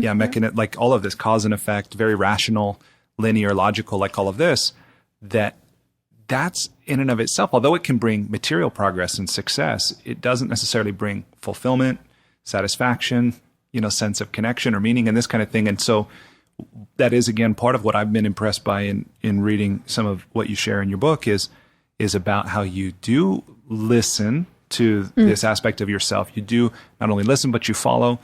And I think it's something that many people want to do, but they either feel they don't know how or they don't have the courage, and so that's this next question then about, okay, now we've heard a couple of amazing examples of where you have cultivated, you followed your intuition and been, I would say, rewarded for it. What a blessing. Yeah. How can others more, I don't know if the word is more easily or more fully, follow or trust their own intuition? What do you say about that? You're either going to laugh or love my response or maybe hate it. When I think of what gave me the room to stand up to a doctor and say, we need to do this exam again, right? Or the ability to be inconvenienced and get back on a plane and go back to Ecuador, right? In both cases, I see privilege and I see basic needs being met, right? And so part of why I think it seems very tactical and it seems very pragmatic, but it's so much heavier than that for me. When I talk about my theory of change and how I have a more systems thinking approach to how we invest and create multi-generational wealth and just like basic things like taking people out of survival mode. Part of my motivation isn't just because we need to have a society of people who can afford healthcare, who can afford roofs over their heads and education and all these basic things, but it's because I see that because those basic needs were met for me, I had the privilege and the benefit of being able to exist at that level, right? Where I could have the space to be concerned and to push for that second exam or to be able to afford that trip back to Ecuador immediately afterwards, right? And I think that if we want people to exist at that level, and why wouldn't we want that for everyone? Yeah. Right? We need to make sure that we are clearing their minds and their anxieties about just the basic things that we need for survival. And I think that, I wish that I could give sort of a formula, but I think that so many people are in survival mode that what an amazing thing to see an entire generation of people or entire communities of people raised and pulled out of survival mode to be able to exist on that plane. Yeah. Right? That's the real end game. Yeah. I think. That's a different planet. I mean, to even begin to imagine that.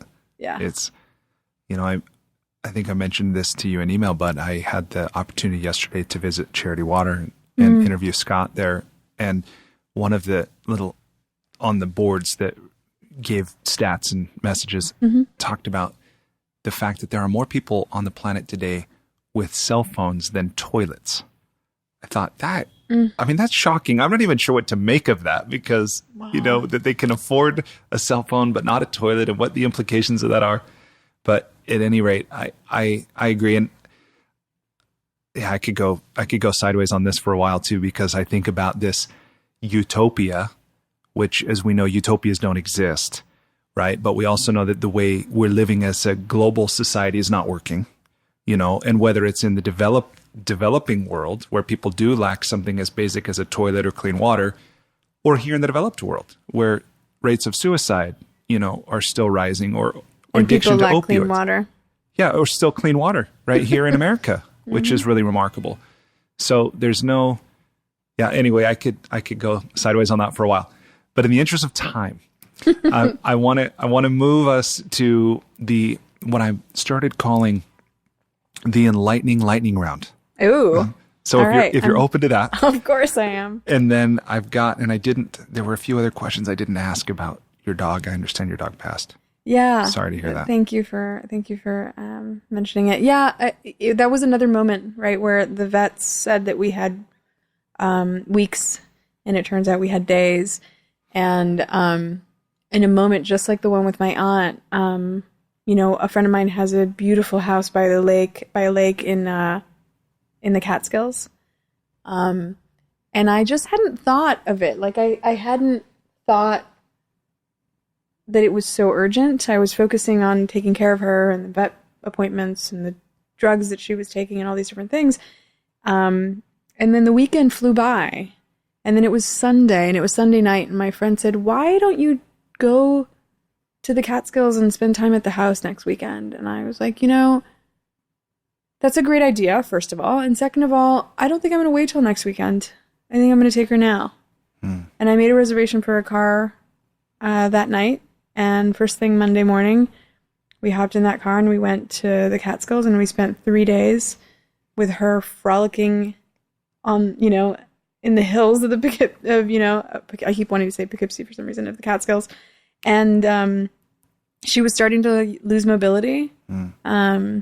But she gave it, one last hurrah, and she had a blast. And I was all by myself with my dog in a beautiful house by a lake for 3 days. Wow. And then last Monday we lost her. And it was, if I had believed, right, the analytical mind and the tests and the x-rays and everything that said that she had weeks, I would have missed that. Well, good for you. Yeah, I'm sorry about that. I know. Is Chow? Yeah. Chow? Yeah. Third Chow. Special. I'll never have another kind of dog. I know you should never say never, but they're snooty, they're independent, they're stubborn. I mean, there's what is there not to love? Right? Beautiful. Well, and I didn't ask about the motorcycle or the accident or the trade you made of coding for a car and all this. There's a lot of, but people can read the book, Yeah, right? exactly. People can read the book. So let me shift to a few questions that people might find interesting and valuable. Sure. Also, hopefully they've found everything we've talked about interesting and valuable. There's a little change of pace. So, okay, the first question here invites you to please complete the following sentence with something other than a box of chocolates. Okay. Life is like a... Salsa dance. Okay, next question. What's something at which you wish you were better? I wish that I was better at being vulnerable. All right, next question. If you were required, I'm going to ask you to get over the horror of this question, first of all. Uh-oh. But if you were required every day for the rest of your life to wear a t-shirt with a slogan on it, or a phrase or a saying or a quote or a quip, what would the shirt say? It would say, you are the source of your own supply. Number 4. What book, other than your own, have you gifted or recommended most often?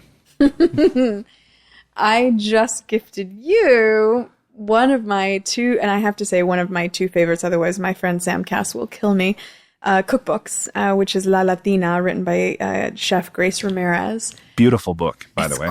It's such a great, you can picture the book on the shelf of your grandmother's kitchen, and it's just stunning. But I will say this, the book that La Latina's, and Sam Cass's book, Eat a Little Better, have only been around for a little bit. The book that, if I look back, I've recommended more than any other book, is Twyla Tharp's The Creative Habit. Why that book? It's, she didn't write it to be a business book, but I think it's an essential business book. And it basically demystifies creativity. It frames it as a muscle, not a miracle, like lightning striking, which I think is a lot of the times how people perceive creativity. And, my favorite line from her book is that she talks about how if creativity was just something that comes only when you're inspired, how the hell would I show up every morning at 8:00 to a room to rehearse with, 40 ballet dancers every day at 8:00 like clockwork if I'm not inspired? I don't have the option of just on Tuesday not feeling inspired. Like creativity shows up every day at 8:00, and I make sure that it does because I exercise that muscle. And she talks about having rituals and all sorts of things that help her develop that muscle. And I think that, you can't be successful in business without being creative, whether you're doing it as an entrepreneur or you're doing it in a corporate setting, or you're an artist and your business is your art, right? Or you're an athlete and your business is your career. You cannot do it and do it well, and in my opinion, do it and have fun without creativity. And I think for all of us, sometimes the batteries run out, right? And I think that what I love about Twyla Tharp's book is it kind of teaches you how to recharge. Yeah. No, I love that. And that's something that reminds me, too, of what Elizabeth Gilbert talks about in Big Magic. Yep. About just that the muse? That the muse finds you at your writing desk at 5 a.m. Yeah. That's where the muse finds you. And all you have to do is show up. Yeah, that's pretty beautiful. And then somebody that I just interviewed for this show today, just this morning, I love his statement. Steve Pavlina says, I don't wait for inspiration. I ask for it. And then he asks for it by, putting himself in action. Yep. And it's like, that's really cool. Yeah, that's like the artist's way, right? Showing up every morning and doing your daily pages. Yeah. Yeah. I did that for almost 5 years. Wow. Didn't miss a day. Totally changed my life. Yeah. Really? Yeah. It was awesome. Wow. So, this, by the way, so you say one of my 2 all-time favorite books for entrepreneurs. You mentioned in your book, Twyla Tharp's The Creative Habit, which you're mentioning. What's the other one? E-Myth Revisited. Oh, yes. This is a classic. Love, obsessed with that book, especially like the bigger the ego, the more somebody thinks they're a special snowflake and their business is so unique, the more I must have them read this book because they're offended by the idea that I'm giving them a book about franchises, right? It feels like the most base in their minds, right? Version of a business. And yet I quote Kat Cole, who is one of my dearest friends in the world. She was the CEO of Cinnabon, and now she's the president of the parent company that owns Cinnabon and Auntie Anne's and Carvel's, and recently bought Jamba Juice, among others. And Kat talks about franchises as a way of being in business for yourself, but not by yourself, which I love. Yeah. Right? And, franchises get a bad rap because people immediately think McDonald's.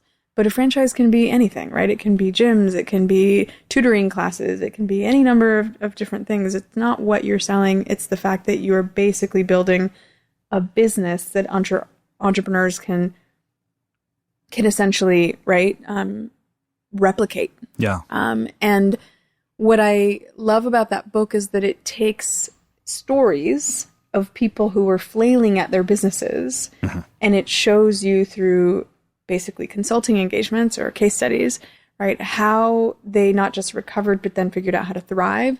And it's very human, right? It's about people's disappointment getting in the way of really seeing the big vision, or it's about really tactical things being able to get you unstuck, right?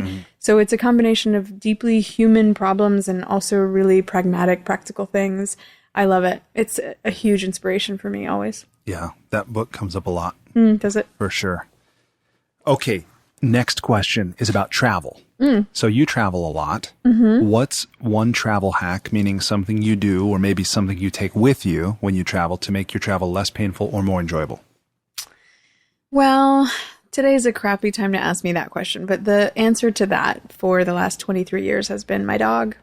So dogs, I've had 3 dogs consecutively. And that's it. That's the thing that sort of has kept me sane every morning, taking a hike, here or wherever I happen to be. And then also clearing my schedule. So before 10 a.m., I don't do business. I'm not a morning person. So it's really a service I'm doing for everyone else as well. And just being really strict about how that's my hiking with my dog time, or that's my meditation time. That's the time that I get to make sure that my head's on straight. I like that. I'm trying to think what my life would look like if I didn't do any kind of business before 10 a.m. Yeah. But okay. What's one thing you've started or stopped doing in order to live or age well? Ooh. I've started sleeping more. You'll live longer. And hopefully smarter. Stay smart. Yeah, so that's one thing that I have. And I have the good fortune of having absolutely no problem sleeping. It's just that if you clocked the amount of sleep that I actually got during, for example, my .com years and all of that, there just wasn't, I didn't make room and time for it. But thankfully, I'm not an insomniac. I don't have any of those things that sometimes inhibit people from sleeping. It was just a choice. I chose not to make room for it in my life. And now I am choosing to make room. And then something that I have stopped doing is I have stopped doing things to be polite. I'll give you one example. In 2009, I stopped drinking. I'm not an alcoholic. I never drank excessively. But I realized one day when I took inventory, I started to meditate quite a bit in 2009, and that's part of what inspired me. When I took inventory of the number of alcoholic drinks that I had any given week, 90% of them were done entirely to keep someone company and be polite. Meaning, I never liked wine. I'm so sorry because I'm about to alienate half, if not 90% of the people that listen to this podcast, but I never liked wine. It was not my thing. Never liked the taste of it. But you better believe I was having some white wine at lunch with my clients, or at dinner or at the, happy hour meeting that I managed to squeeze in with somebody who was really hard to, get time with. Of course I'm going to have a cocktail with you, right? I did a lot of the drinking that I was doing only to be polite. And I realized I'm not going to do that. And so I took inventory of things like that. Drinking was just one. But there were a lot of things that I was doing in my life to be polite, to not stand out, to not create waves. And I stopped. And it's made for a pretty interesting life. People think of me as pretty opinionated now. I think people thought of me as more diplomatic and nice and, all of those things that people want you to be. Yeah. I think I'm probably considered less those things. Now I'm perhaps considered a little more blunt, a little less nice. I would say strong. I hope so. I Yeah. hope that's the case. Yeah. But yeah, it's really clear to me that's a litmus test, right? Am I doing this because I really want to do this, or am I doing this to be nice? Yeah. I deal with that for sure. Well, it sounds like something probably happened in 2009, but in the interest of time, I know we're actually at the time that we'd set. No, you okay to keep going yeah, I for am. a while Totally. longer? Okay. Yeah. So I might come back to that, but because interestingly for me, I find it interesting. I actually stopped drinking almost coincidentally, like almost at the same time I started meditating as well. Interesting. This was about 6-7 years ago. And for me, I just find my life works better when I don't drink. Like I'm less of a jerk. To be honest, I think I'm impulsive enough and I have enough of a melancholy side. I think I probably would have ended my life. If you had kept drinking? Yeah, I'm surprised at how many suicides are under the influence. Just because of That's that surprising. lowers tolerance. I'd never really thought about it, but looking back at my experience, I could totally see that. Yeah. And again, it's not like a moral thing. It's not a religious thing. I'm fine if other people drink and that. But I'll it's just even drink every once in a while. Someone will celebrate something. I'll have a drink. Again, because I have the good fortune of not being an alcoholic. And so I have the luxury of being able to do that. But it's funny about your meditation coincidence, because what I found was that I was really getting in the zone. My practice was developing. I felt good about my daily meditations. And then what I found was in the evening, it almost felt like I had made progress in the morning. And then in the evening when I had alcohol, I was reversing all of the good work from the morning. Interesting. Right, where I had done all of this work to be present. And then I was waiting till the evening to then numb myself and be the opposite of present. Yeah. Right. It's interesting. And then on the other exploration of this conversation too is this whole thing about why is alcohol legal and other substances aren't, right? And then we know if you look in that, you can find a whole history of race and class and things like this. But Yeah. it's probably for another podcast. But an interesting one. Yeah. I advise a company called the People's Dispensary that is 4 women and I think 1 queer man. And the women are all women of color. And it makes me happy to know that that's a thing, because I think that the cannabis industry is not doing the sort of reparations that it needed to do with the precise community that, the drug laws most oppressed. Yeah. Well, and even in Denver to decriminalize, psilocybin. It's like, Yeah. I something's going on in the Rocky Mountains. Totally. So, Totally. okay. Number 7. What's one thing you wish every American knew?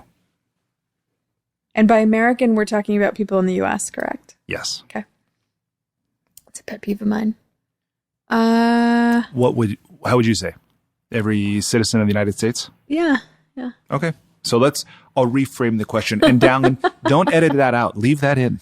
So here's the rephrased question. What's one thing you wish every citizen of the United States knew? Spanish. I actually really also wish every American knew at least a second language, Just any second language. Yeah, I know. Me too. Except I'm going to just go ahead and show the bias. No, I love it. I say Spanish. But Yeah. No, I agree. It would be any second language, because I think that what you learn with languages is so much more than just the language. You learn a culture. You learn a different, worldview. There are reasons that certain languages don't exist in certain languages, because it's connected to values. It's connected to how that culture sees the world. I think it forces people to think very differently and to maybe even rewire their brains. Yeah. But yeah, I think there are many U.S. citizens that forget that almost all of us are immigrants, or were at some point. Yeah. Right? Yeah. So, okay. What is the best relationship advice you've ever received and successfully applied? Oh, I love that one, because it was the one story that I left out of the book that was advice from my grandmother, because I didn't think it had a place in the book, but it has such a huge place in my life. My grandmother was one of those people that you could bring any broken animal to and she would fix it. Right? Wow, what a wonderful human. Yeah, I would do that all the time as a little kid. And one time I brought her a pigeon with a broken wing. And my grandmother, of course, set out to fix it. And the pigeon took many, many weeks to recover and finally ended up being fine and started to fly around the house. And my grandmother sat me down and explained to me that it was time to release the pigeon. And I was like, but the pigeon is ours. And she's like, the pigeon is not ours. We have to release the pigeon because the pigeon has a home, and the home is out in the wild of Los Angeles. And this pigeon has to get back to its overpass. Yes, it probably has a family. It probably has, kids, who knows? And she told me this whole story and I wasn't buying it. And I had all these logical arguments for why, the pigeon is now used to living with us and the pigeon likes our food and the pigeon, and finally I appealed to her softer side and I said, but I love the pigeon. And my grandmother said, people and pigeons, whatever she meant, but they're like water, and you don't hold them by squeezing them. Otherwise, they slip through your fingers. Mm-hmm. You hold them the way that you hold water, with your hands cupped open. And I don't know why, but little Nathalie somehow got that. And so we walked over to the porch and she handed me the pigeon and I put all my strength into basically throwing the pigeon up into the air and watching her do this huge, huge, beautiful flight, sort of around these palm trees that were near her house and go incredibly far where we could barely see her, and then proceed to turn around and jet right between us, past us, and back into the kitchen where her food was. So we had a pet pigeon for years. Oh my gosh, that is not how I thought that story ended. She did not go away. Wow. She decided she wanted to stay. There's so many takeaways for relationships from that story. Yep. Yep. That is great. Yeah. Well, thank you for sharing that. Of course. That's fun. Of course. What's the most useful thing you've ever learned about money? Or maybe the most important thing? Sure. The most useful thing, actually, that I learned, and it's funny because it was so recent, and I think that on some level, maybe I understood it, but I didn't understand it until I heard it truly articulated by Nelly Galan, who wrote this book called, Nelly Galan, the Spanish version is called Adelante, and in English, it's called Self-Made. And the reason she called it Self-Made is because she had access to mountains of research through a series of business relationships she has with a couple big corporates that said to her that the studies, similar to my study around the word shortcut, how it didn't test well with my target audience, the word entrepreneur doesn't test well among women and people of color. Well, first of all, it's just so damn hard to spell. First. Yeah. And it's lofty. And it's French. It's French. Damn French. I think that what we learned is that, that woman who cleans 7 houses but doesn't see herself as the CEO of a janitorial company, right?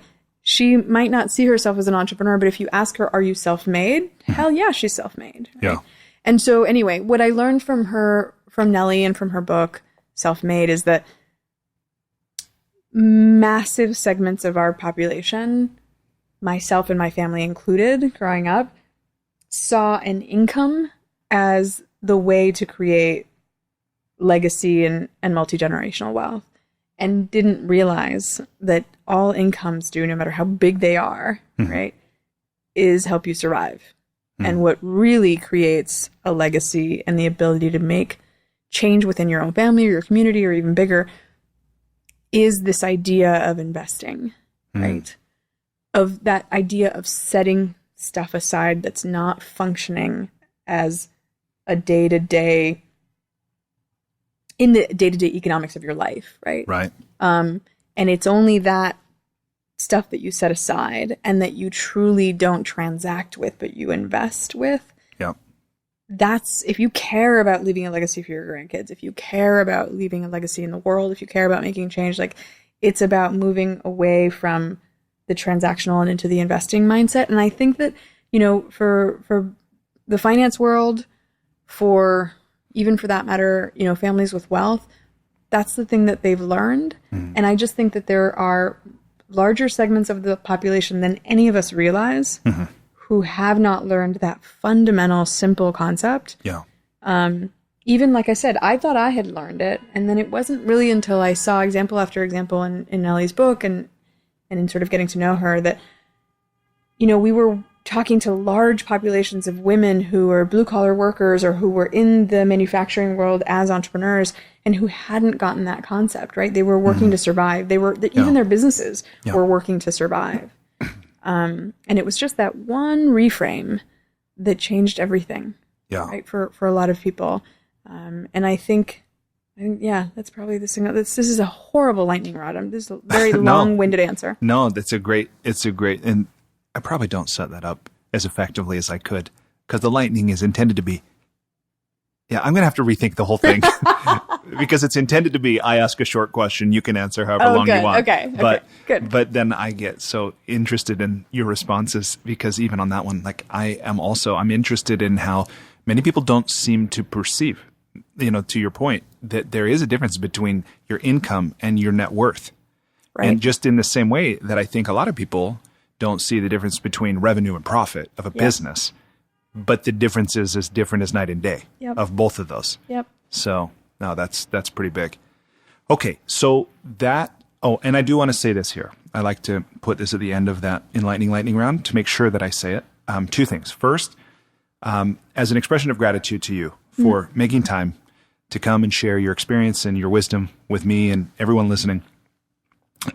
One thing I've done is I've gone on kiva.org and I've made a $100 microloan on your behalf to a woman in Ecuador named Pamela, who will use this money to buy pigs and potatoes and feed and carrots. Oh, that's amazing. So Kiva, near and dear to my heart. And I know the founder just joined Aspiration Bank that my partner has invested in. So it's a small world. Yeah. Thank you. Kiva's pretty remarkable. Yeah. And then the other thing that I want to do here to make sure I don't leave it until the very end, although we're almost at the end. No worries. Is if people want to connect with you or people want to learn more from you, what would you have them do? I would have them go to leapfroghacks.com. It is both the book website, but as well as my page is there. And so all of my socials are there. As well as, this is my favorite part of the page, is there is a section that allows you to see all of the people that are profiled in the book, and also to see what hack they're in, and to get a sense of who this group of misfits is and sort of, what they stand for and what they're working on. Most of them have allowed me to put their LinkedIn connections there so that people can actually conceivably interact with all the people in the book. That's a cool idea. I haven't heard of anybody doing that before. Yeah, that's really neat. Well, good. Okay, that's awesome. So the last few questions I have are more specifically related to the creative and also maybe a couple about the marketing and promotion. Yeah. of the book, because I know it's pretty common for somebody who wants to write a book to think that the finish line is completing the manuscript or even getting it published. But as we know, in many ways, that's really just the starting line. Yeah. I want to go back to the thing earlier about the playwriting and the storytelling, just to ask if there's a piece of insight that you've learned about how to effectively use story. Is there, I mean, I know you got a degree in this and you spent years, but is there like one thing that somebody listening could take away and apply when it comes to using storytelling effectively? Totally. And I would say the one thing, because it cascades into many, many others, but it's a mindset, and it helps get you in the right mindset. And that is simply to remember that the brain is wired to remember stories. And so whenever you're tempted to anchor, there's nothing wrong with charts and graphs and all the analytical things that help us survive in business. But the best charts and the best graphs tell a story, right? And so I think that if we remember, whether it's building our pitch, decks, or standing in front of somebody for 5 minutes and right, rattling off some data isn't what's going to get you the second meeting, right? Telling people a story that they're going to remember is ultimately what's going to do it for you. And so even in the most analytical situations with some CFO in a room somewhere, you will hear me say, what's the story? Right? And I think if people think that way, it opens up a lot of doors. Yeah. No, I agree. In fact, I was just listening to a podcast yesterday that was talking about the power of story. And I think we all know that at some level. But the thing that opened my eyes in this podcast, it was Reid Hoffman's Masters of Scale. And he was talking about how when you really get down to it, entire cultures have these origin stories, these myths. Yep. So whether it's our own life as an individual, whether it's the company that we've started or we're a part of, or whether it's, a religion or a whole culture. Yep. Stories are this inescapable, aspect. So to learn them, how to use them is powerful. Yep. Yeah. It's like the water we swim in. Totally. I mean, even at the beginning of this conversation, someone who doesn't fit in her home country, I keep mentioning Ecuador. I'm half Colombian before my mother kills me. I'm half Colombian, half Ecuadorian. I just spent a lot of my childhood in Ecuador. Someone who felt like she didn't fit in her sort of ancestral home and didn't fit in Los Angeles, like, that's the makings of a troubled childhood and probably a very troubled adult. And it was a story that ultimately saved me, right? It was a reframing of my experience. And now even as an adult, right, identifying as a part of this condor generation. I mean, the stories aren't just how we sell things. It's how we survive, I think, and cope. Yeah, agreed. Well, and on that topic, I just read this book called The Body Keeps the Score about PTSD. And part of what the author says, he's been in this world for like 40, 50 years, that he talks about one of the phenomena that researchers have found is people with PTSD seem to have difficulty putting their experience into some kind of a narrative they can even understand or that empowers them. And it's like, that's interesting that as a part of healing, often that's so crucial to becoming whole again. So anyway, kind of aside. No, I love that. And by the way, the reason I love that is because I have been saying for a while now that women live in a world that is not designed for us to thrive. The workplace is not designed for us to thrive. Business is not supporting us when 0.2% of all venture capital, for example, goes to women of color, the group that, as we discussed before, is the single most entrepreneurial group in the country. All of these things work against us, and we can see that as a disadvantage, or we can see the fact that we have to navigate these worlds that are not designed for us and survive in those worlds. It makes us in some ways multilingual, multicultural, right? And I think that we can either frame that as something that forces us to expend a bunch of energy in environments where we're not welcome, or we could, and it is that is true. It's not to take away the truth of that. But I think that in addition to that, it can also be how we collectively, women in modern society, cultivate a superpower out of it, right? It makes us more agile. It makes us people who can navigate all these different worlds, whether they be family, the workplace, politics, all these different places. Against all odds, we manage to function within these frames that aren't really designed for us. and it gives us potentially strength. Yeah. Right? That more than any time, I think we really need. Yeah, agreed.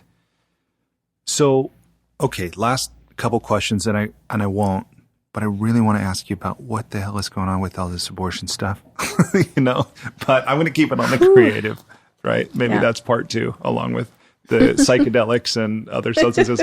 Many things. Okay, so the last questions, and I'm putting my notebook down. This is really like coming down the stretch. So I know I want to ask a question about what you've learned that might help others successfully complete their creative project. Mm-hmm. So I want to ask something about that. Mm-hmm. And then I also want to ask about marketing and promotion, what you've learned as a creative. I don't know if you think of yourself exactly as a creative, but I do because you've written a book. Yeah. So maybe we start with that, the creative process. What's the question there? What have you learned that might be useful to others who are at the beginning of or maybe feel stuck in the middle of their creative journey? Yeah. I also wrote some plays. So, yeah, I definitely consider myself a creative. I will say this. When it came to crunch time for the thesis at Columbia, and I had to finish that one final project, I had finished plenty of others before that, but when it was really like the pressure was on, and you have actors who are going to show up at a certain time to rehearse and do a thing, and here you are, and you're writing the pages, and they're not even done yet, and it's like, that to me is the part that's tough about pressure. When it's pressure you put on yourself, that's one thing, but when other people are expecting, right, or impacted by you, I cheated a little, and I probably shouldn't say this on a podcast, but I ended up trying Adderall for the first time in my life, and it worked. What do you mean when you say it worked? It worked to help you focus? I'm not suggesting this, by the way. There's an end of the story. Trust me, I'm not coming on your podcast to tell everybody to get on Adderall. But here's what it did to me. I know some people have different side effects and everything. For me, all it did is when you sit down for a 5-hour sort of, work stretch, and out of that 5 hours, you have 45 minutes of being in the zone where you are your smartest, your most creative, your most prolific, and it just goes and you're in the flow. What Adderall did for me is it gave me like 8 hours of being in the zone. Right. So what's the downside of this? The downside is I used a drug, and I realized that that's not sustainable. And so when it came time to writing the book, it was very tempting to be like, I've launched my next company. Only a crazy person would also sell a book and be on deadline for a book and all these other things. Like, the pressure was also on, and it was very easy for me to break my own promise to myself, which was after that experience, I said, I'm not doing that again. Oh, because of course I thought you had a prescription. No, right? I did not. Okay. And as a result, I was like, I don't apparently have an addictive personality, but here I found what apparently seemed to be the perfect drug for me. Right. And I was like, whew, that's too scary, too dangerous. I cannot revisit that again because I can definitely see that becoming a habit. Maybe not chemically, but certainly, just positive rewards. Yeah. And so when it came time for the book, it was very easy for me to break that promise and be like, all right, Adderall, we're back. And what I found worked instead was this idea of working in partnership. So whether it's a co-author or it's just an accountability buddy, or it's someone else who relies on you to bring it the way that Twyla Tharp has to bring it every morning at 8 o'clock when she goes rehearse. That's what you need. And that's different than just an accountability buddy that helps you go to the gym every day, right? That's somebody that you're truly collaborating with, who has some skin in the game, who, if you don't show up for them, you're not being a good friend or a good partner or whatever else. Something that really tugs at the core of who you are as a human being, that bailing on that, right? And for some people, pressure like that maybe is the opposite of helpful. But for me, the pressure helped, but also the not being alone helped. Yeah. And when it comes to the creative process, I tend to revert to being alone with all things. It wasn't until after I wrote the book that I ended up having a friend of mine coach me with a speech once, because I coach people on speeches. I coach Barbara Corcoran on her TED Talk. I have done a lot of that, and yet I had never allowed anybody to coach me because my creative process has always required isolation. And the biggest learning for me with the book was that I thought isolation worked for me, and it did allow me to produce a lot of things. But the way that I upped my game and got to the next level was by putting my big girl panties on and realizing that I'm actually better in partnership. I think we all are, honestly. You know, as much as we have this, I would even call it a myth of the creative genius working in solitude. Yep. You know, banging away at the keys. And it's part of what I think is fascinating about film. It's part of what is fascinating about books, even music, although I'm not a musician, you know, that it really is this collaborative effort. And when it works, when it comes together, it's really beautiful. Yeah. Yeah. So, no, I love that. So then inviting people to really consider how they can create even maybe a community, you know, or at least an accountability structure or something to help support them on this journey that can be so emotionally difficult. Yeah. Yeah. And in my case, right, it was me, my agent, my co-writer, and 63 other souls. Yeah. It was definitely a community. That's really cool. Yeah. Okay. So then on to this question of marketing and promotion. And by the way, and I wish I remember who pointed this out to me, and I don't right now, but I love this idea, you know, because I think for many creatives, there's this sense of selling out and I don't want to do that and like all this. But of course, we want our work to reach people and make a difference. And so the thing I forget who said was somebody pointed out that when you look at the cover of a New York Times bestseller, it doesn't say New York Times best writing author. It says New York Times best-selling author. Right. And so there's this concept of not only getting your work done, but now getting it out in front of people, getting them interested enough to read it and apply it and have it make the difference that it can.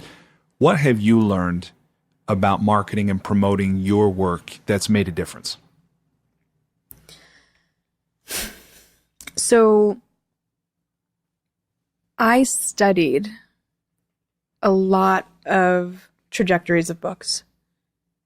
Not just for my book, but for a number of friends and colleagues that I've worked with on their books. And one of the things that I discovered, and, you know, the New York Times intentionally make the criteria opaque, and the algorithm and the criteria changes all the time.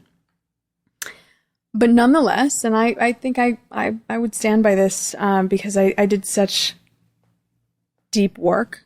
What I found was, and maybe this goes back to your question, that the short answer to your question is that when it comes to time to thinking about promoting and sort of exposing the work, right, to as many people as possible, what served me the most was being really clear, and this was the same thing with writing it, on who my audience was.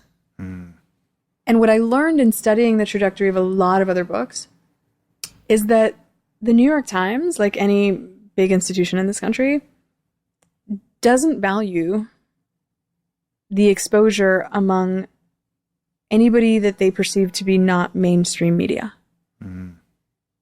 Which, let's be really clear, because I will not use coded language, Black media, Latino media, if you compare books by media impressions, and I give you a book that had all of the normal things that a book requires around book sales, but that isn't the only thing they require. It requires book sales, and then it requires a certain amount of media attention, right? If the media attention that book caught was, in terms of volume and just the math of it, was, let's use random numbers, 100 million, right? Or, you know, media impressions. And they were all from mainstream media, which is to say predominantly white media, the morning shows on the main networks and so on. Then that formula of X amount of books sold with X amount of media impressions from mainstream white, predominantly white media will get you on the New York Times bestseller list. Now you take the equivalent sales of a book and then you couple it with 1 billion media impressions, twice as much. But they're from Univision, Telemundo, BET. And that book will likely not make it on the New York Times bestseller list. So people can argue with me with the numbers. Maybe the numbers have shifted. I looked at enough books and I looked under the hood of the promotion of a lot of these books.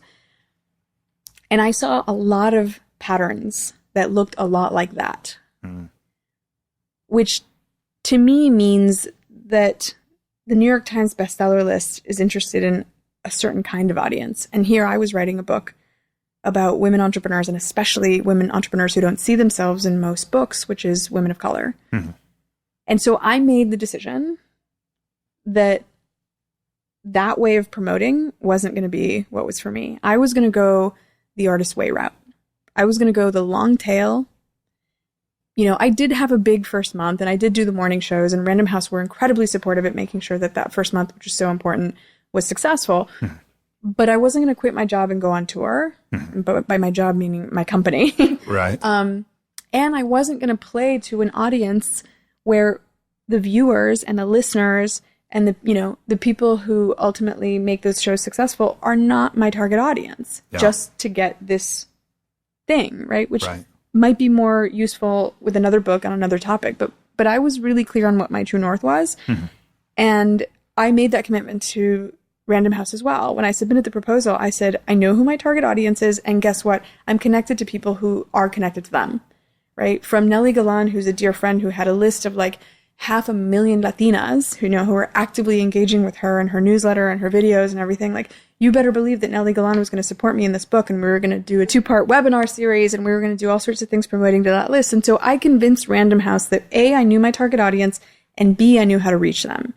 And I didn't spell it out, but I made it very clear to them that when it came time to prioritizing where I was going to spend my energy, which press interviews I was going to do, which podcasts I was going to interview with, I made it really clear to them that I was going to prioritize the place where my audience already was. And if forced to choose between that interview at Fox News and that interview with BET, in a perfect world, you get to do both. And, you know, more promotion is always better. But in a world where I have to choose between one or the other, let's be super clear. And I made it very clear to Random House that I would be choosing B. Even if B wasn't going to help get the book on the New York Times bestseller list, right? And they were okay with that, I have to say, which I kind of appreciated.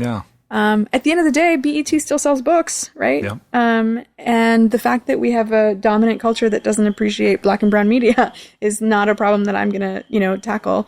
But I am going to make sure that, you know, the next successful entrepreneurs do come from that community. And so I think that, you know, as easy as it is to get wooed by this idea of things like the New York Times bestseller list and other things that require that you do certain formulaic things, I would encourage creatives that are thinking about doing something like writing a book to A, study the ecosystem, much like I did, figure out what price do you have to pay to get the accolades, the awards, the number ones, the whatever things that have been historically your measures of success. Make sure that you dissect what price you really have to pay to get those things, and make sure that you're super comfortable paying that price.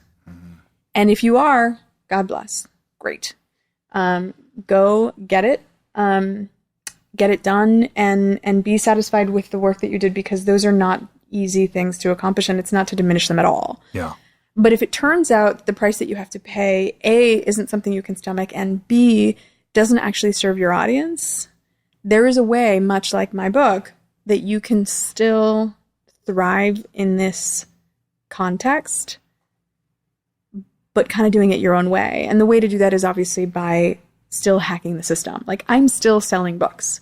Right. And the other thing that I did that I don't know, it's definitely not in the book, but it's in a lot of press that I've done, is that proceeds of my book go to an organization called Vote Run Lead, which has gotten more women into elected office than any other organization in the country, and specifically more women of color into elected office. They trained Stacey Abrams and all sorts of other amazing women that we now know very well.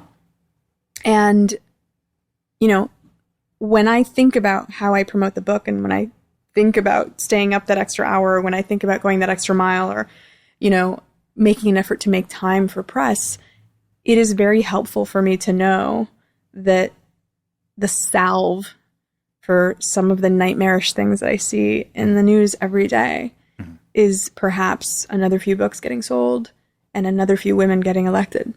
And there's now a direct correlation to that. And nobody that isn't something that had to happen by design. It's a connection that I made that anyone can make, right?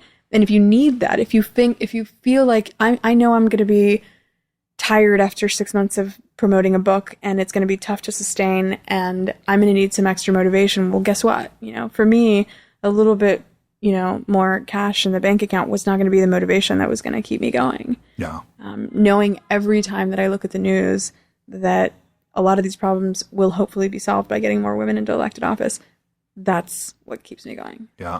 I really admire that level of integrity, and care about, why you even wrote the book in the first place, and what you wanted it to do, and remaining, very clear about that all the way through, not only the creative process, but then after the fact as well. Right. I think that's really cool.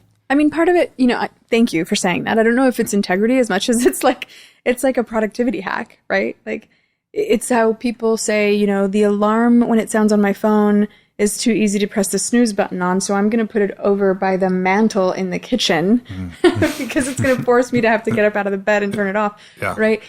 Is that integrity or is that hacking your own productivity? Like, for me, I knew that the chances of me still being interested in promoting the book 6 months, 8 months, even a year in were pretty slim. I was going to wane after a while, but connecting it to something as meaningful and as powerful as getting women into elected office was going to be the way that I created some sustainability, right?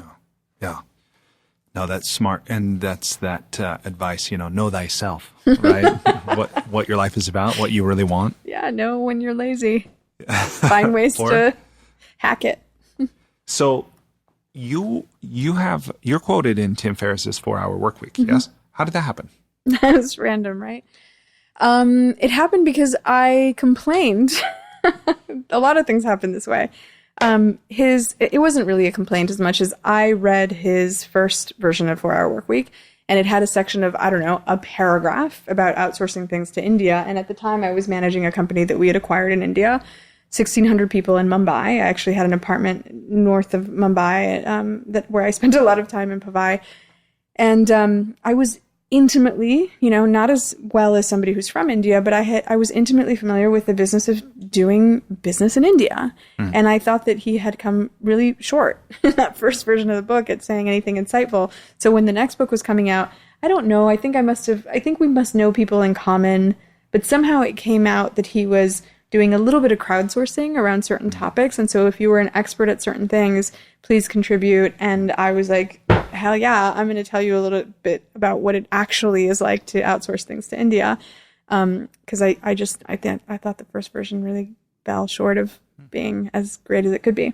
So I submitted my contribution, and then he incorporated it into the book and sent me a copy of the book and a thank you note. Wow, that's pretty cool. Yeah, it was just, I didn't get paid. It wasn't anything like that. It was just, it was such a popular book, and I felt like there was something that could have been better, and I had an opportunity to do it. So that's great. Yeah.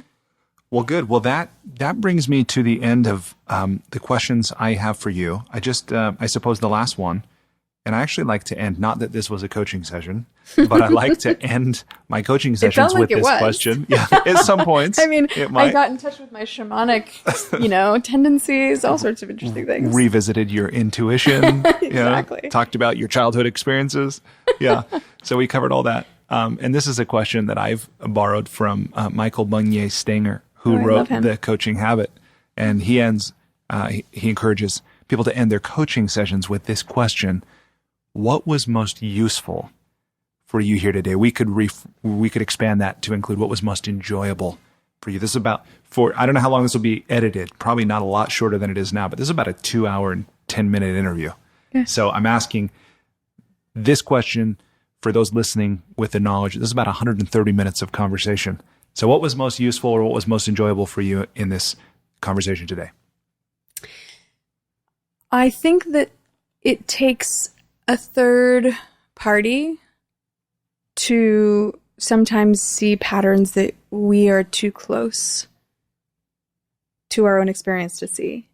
And I think that was probably the most enjoyable part, is that I don't know that anybody has called me intuitive, and I think that I walked away from thinking that I'm actually, not that bad at it. And I think that connecting those dots is always useful, and it's really helpful to kind of see that from another person's view.